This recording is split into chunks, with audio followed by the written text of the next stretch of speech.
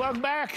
Art Laffer, former Reagan economist, and Doug Holtz-Eakin, American Action Forum president, and the best CBO director in my lifetime. Now, gentlemen, Art Laffer, I know you've held this view before. I wish you wouldn't. And you debated this French socialist, Emmanuel Sates, out in California. And you want to you still, at this late date in your life, you still want to tax unrealized capital gains. I just don't understand why. First of all, the evaluation would be impossible, the timing and liquidity, but it's already taxed, Arthur. It's taxed as personal income and or corporate income. You want to tax it again before you even sell it? Gee willikers, why do you want to do this? I don't.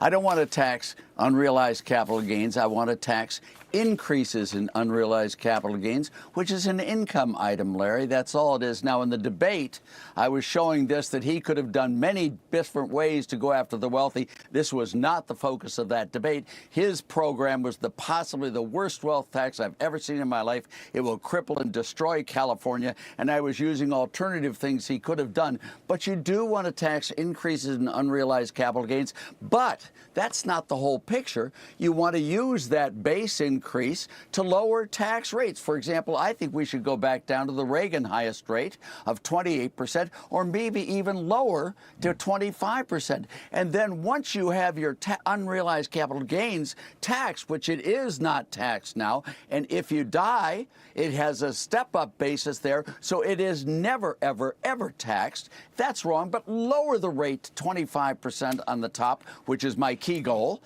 and use the increases in unrealized capital gains as an expansion of the base, correct base. I don't think it's an income tax just because it's unrealized. What can I tell you? And I just don't. And anyway, you never. It is, of course it is. Let me get Doug Holtz-Eakin in here. I have my reasons and my ways and means. Doug Holtz-Eakin, what do you think about all this?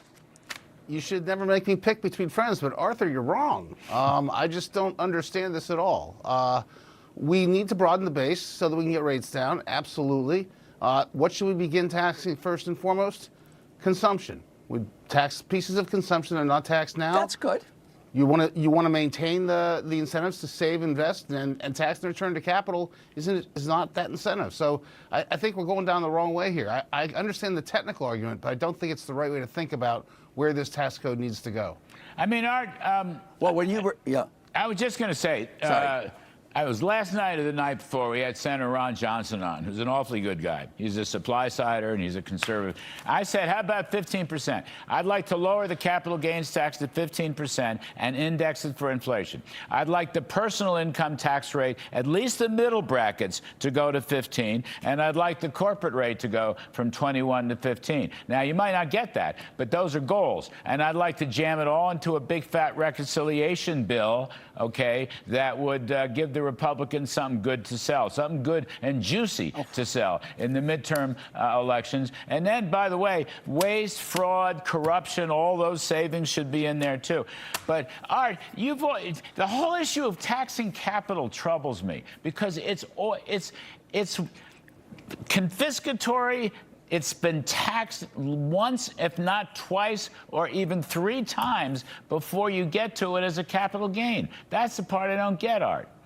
But Larry, see, you cut tax rates to match the increase in capital gains. It's not capital gains, it's the increase in unrealized capital gains you be taxed, which is part of the Hague-Simon comprehensive definition. And Douglas, I'm shocked at you at the CBO. You were the greatest advocate for a comprehensive income tax without all these deductions, exemptions, exclusions, write-offs, etc., and using the Hague-Simon definition of income. I find you totally inconsistent today on not doing that, which is clearly a part of the Hague-Simon definition of income. Well, now, maybe you can convince me, but lose it to lower rates. You got to get lower rates down, and doing the correct tax base is the right way to do it, and get those rates way down. But cutting the capital gains. And I agree with you today. I would love to index it, by the way, today. I totally support it. Index it for inflation, 100%. Cutting the capital gains tax will increase revenues.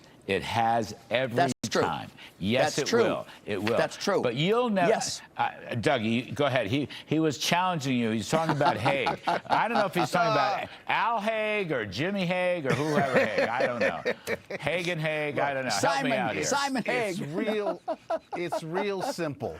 Haig-Simon's income is consumption plus the change in wealth. Absolutely, no question. Yes. So he wants to tax the change in Thank wealth. you. I get that. I'd rather tax all the consumption first, because that's the most important piece of anti-growth tax policies, exempting all that consumption from tax. So it's just a question of where your priority is. That's a Keynesian model where you're worried about consumption is just as important as is savings, and what you want to do is make people have Not the for right long-run choices growth, to it's not. incentivize them to produce the month. Of course it is. Capital isn't the source of growth. It's low rates for people to want to work harder and invest more. We're not fighting about low rates. We all agree on low rates. We all agree on low rates. No, that's you've not a got to fight. you want to have a low-rate, broad-based, flat tax, and I'm completely right on the increase in wealth, that should be part of income. Come on, it's in every textbook. Arthur. And, It's part of we want to income. incentivize the world. We want a low-rate, broad base. Arthur, Yes, it is. Arthur, hold on one second. Remember what Jack Kemp said many years ago. You can't have capitalism without capital. If you're going to tax away the capital, it's not going to be good. You're never going to get the kind of economic growth. Anyway, Art Laffer, thank you. I think we lost him someplace. Dougie Holtz-Eakin, thanks. Jack